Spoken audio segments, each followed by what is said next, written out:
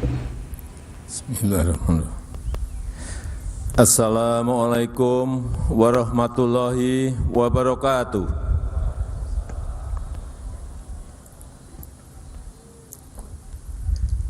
Selamat pagi, salam sejahtera bagi kita semuanya. Om Swastiastu, Namo Buddhaya, salam kebajikan. Salam Pancasila.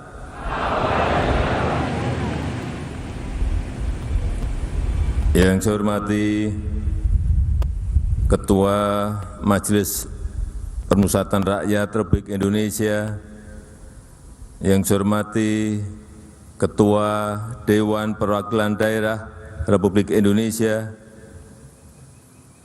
yang saya hormati Ketua Komisi Yudisial Republik Indonesia, yang saya hormati para Menteri Kabinet Indonesia Maju, Panglima TNI dan Kapolri, dan Kepala BIN, yang saya hormati Kepala BPIP dan seluruh jajaran yang hadir, yang saya hormati Gubernur Riau, Wali Kota Dumai, serta para wali kota dan bupati yang hadir, yang saya hormati seluruh tokoh masyarakat seprovinsi Riau, yang saya hormati Dirut Pertamina beserta seluruh jajaran, hadirin dan undangan yang berbahagia. Kita patut bersyukur bahwa negara kita Indonesia tetap kokoh, terus stabil, terus bersatu padu, terus tumbuh ekonominya di tengah gempuran dunia yang penuh dengan ketidakpastian, di tengah dunia yang dilanda berbagai krisis, dalam geopolitik yang penuh ketegangan dan rivalitas. Kita harus selalu optimis karena kita punya Pancasila yang memandu arah bangsa, karena kita punya modal sosial dan modal budaya yang kokoh, karena kita punya sumber daya manusia, dan kita punya sumber daya alam yang melimpah.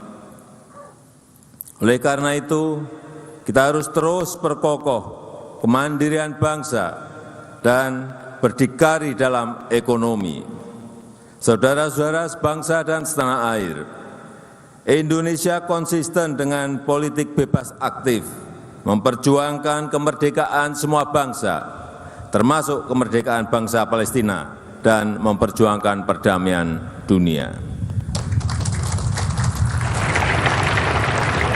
Peran Indonesia dalam politik internasional semakin kokoh. Kita telah menjadi pemimpin G20 yang berhasil, telah menjadi ketua ASEAN yang sukses, dan terus akan berkontribusi pada dunia, termasuk melalui World Water Forum yang baru saja kita selenggarakan. Keaktifan dalam dunia internasional tidak menyurutkan perjuangan kita untuk berdikari dalam bidang ekonomi. Kita terus perjuangkan kemandirian ekonomi, termasuk melalui industrialisasi di dalam negeri dan melalui hilirisasi di berbagai sektor. Kita harus menjamin kekayaan negara sepenuhnya untuk kemakmuran rakyat. Kita juga harus aktif mengambil alih kembali aset-aset strategis bangsa. Kita kelola dan manfaatkan sebesar-besarnya untuk kesejahteraan rakyat, kesejahteraan masyarakat. Salah satunya adalah Blok Rokan di Riau ini, tempat yang kita pakai untuk upacara peringatan hari lahir Pancasila. Setelah saham mayoritas Freeport kita ambil alih, kemudian kita ambil alih Blok Rokan ini di Dumai, yang merupakan blok migas paling produktif dalam sejarah perminyakan Indonesia.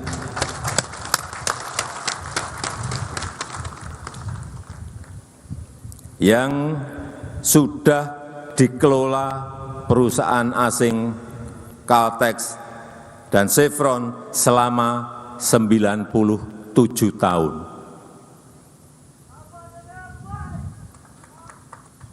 Kita harapkan kehadiran Pancasila sebagai pembebas dari ketergantungan kita pada pihak asing. Dan pagi tadi saya mendapatkan laporan dari Dirut Pertamina bahwa produksi di Blok Rokan sudah mencapai 162.000 barel per hari. Ini lebih tinggi dari saat dikelola oleh Caltech maupun Chevron, dan merupakan 25% dari seluruh produksi nasional Indonesia. Jadi Blok Rokan ini adalah blok paling besar.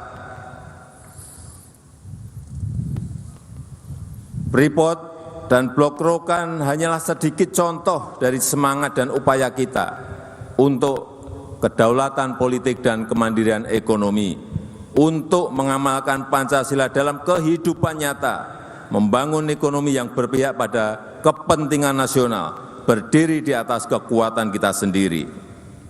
Saudara-saudara sebangsa dan setanah air, selain itu kita juga ikut terus berupaya dalam gerakan dunia menuju ekonomi hijau. Pilihan ini tentu bukan karena kita ingin ikut-ikutan, tetapi karena kita mempunyai kekuatan besar, karena kita punya daya saing tinggi dalam ekonomi hijau. Kita punya hampir semua jenis energi hijau, mulai dari energi panas bumi, energi surya, energi air, energi angin, dan energi ombak. Kita juga punya hasil kebun yang bisa diolah menjadi biodiesel, bioetanol, dan bioaftur. Kekuatan energi hijau ini akan mengundang industri hijau, akan mengundang pembiayaan ekonomi hijau, menghasilkan green food, pangan hijau, dan membuka peluang-peluang bagi green jobs yang mensejahterakan dan sekaligus berkelanjutan. Maka dari itu, transisi energi harus dilanjutkan secara bertahap. Kita harus mempercepat transisi energi menuju energi hijau.